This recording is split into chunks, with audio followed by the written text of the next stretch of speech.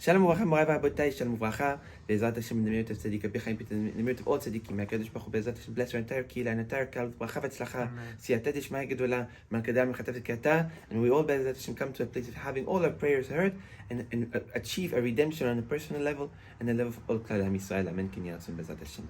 You know, but in this week's parasha, we see something very beautiful that I think not only attaches us and gives us clarity for the 3 weeks that we are passing, but also understanding of what our job as people of a community, as people of families, as people that care for one another, must understand, must know. We see in this week's parasha, the Torah talks about the 5 daughters of Tzofchad.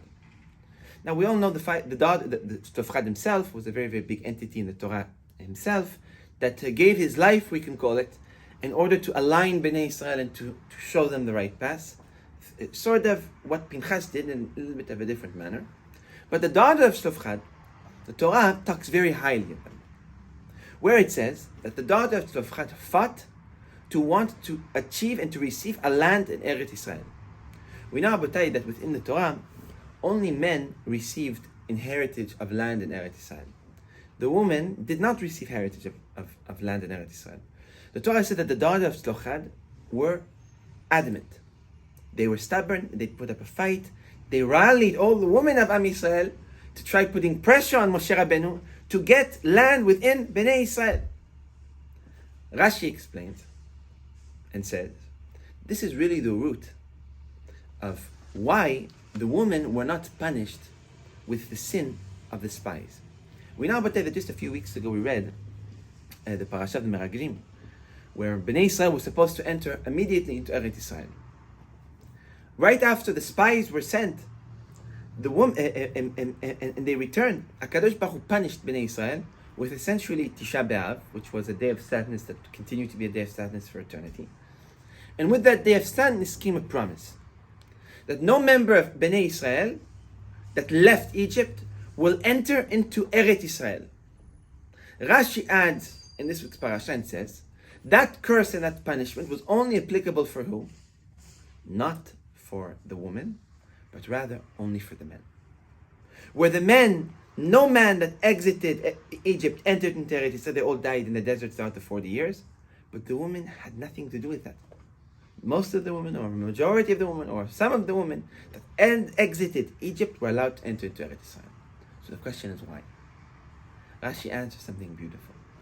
Rashi says, because at the time of Yetziat Mitzrayim, there was men that got up and said, Moshe Rabbeinu, let's return back to Egypt. In Egypt they had meat, in Egypt we had water, in Egypt we had food, in Egypt we had all these things. Even though we are under slavery, why did we bring us to the desert to die here?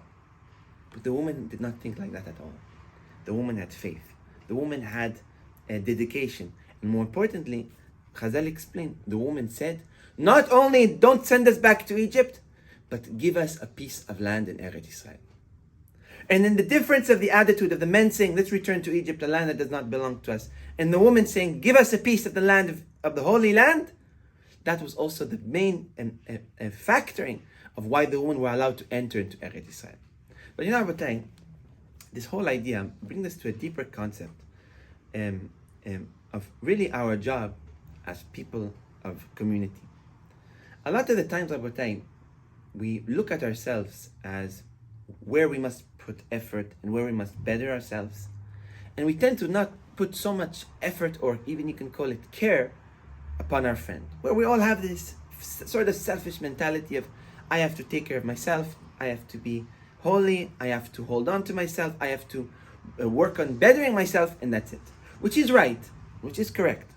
One must always make sure that he is the best version of himself.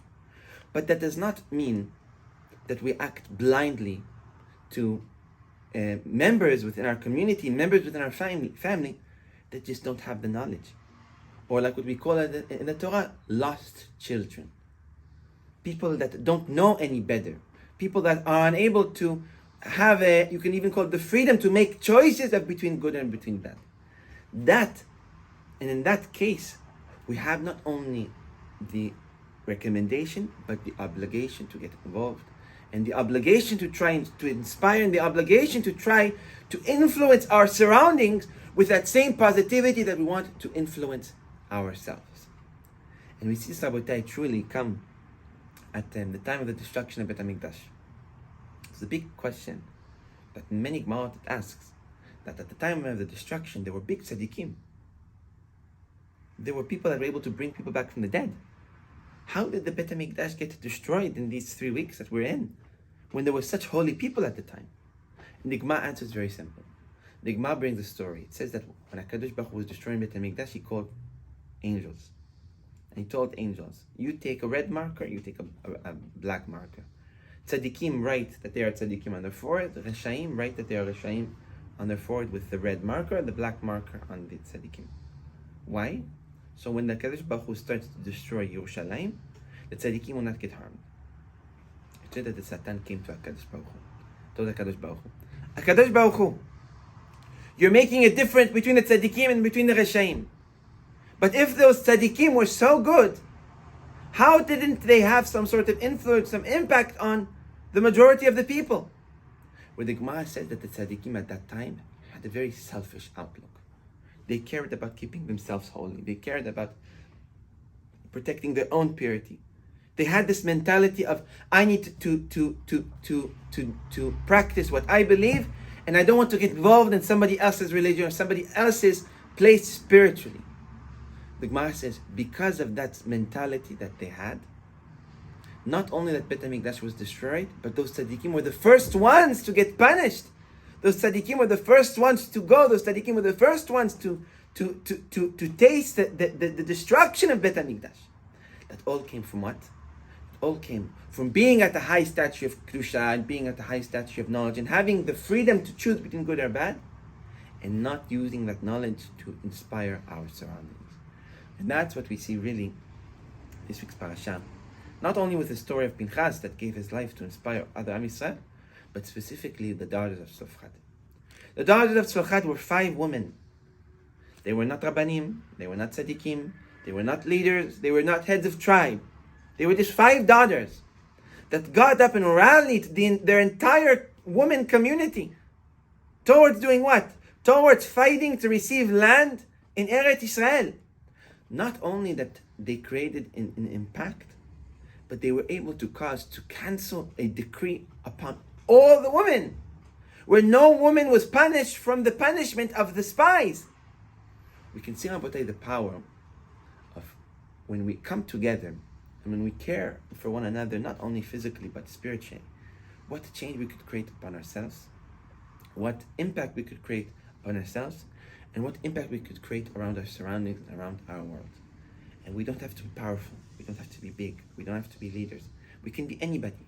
We can be a bunch of daughters of a man and create change of canceling a decree on hundreds of thousands of people. Abutai, we have a responsibility to not be like the way that Bnei Israel acted at the time of the destruction of Bet HaMikdash, of caring only for ourselves, but rather looking forward, looking how we could inspire, how we could pass on that light and that love and that inspiration that we have to so many others. And if we do so, not only we will be rewarded for our mitzvot and our good deeds, but rather we will be rewarded for the good deeds and mitzvot of those who we inspire, of those who we shed light on, and those who we spread that love that we hold dearly within our hearts. So B'ezrat Hashem, HaKadosh Baruch Hu will inspire us to be just a little bit successful like the daughters of Tzlochat. We will be able to rally all Bnei Israel towards coming to HaKadosh Baruch Hu, towards doing teshuvah, towards being strong, towards desiring to be closer to Hashem, and another we will all come back to Hashem to a place of a personal redemption and a redemption for all Klal Am Yisrael. Amen. Amen.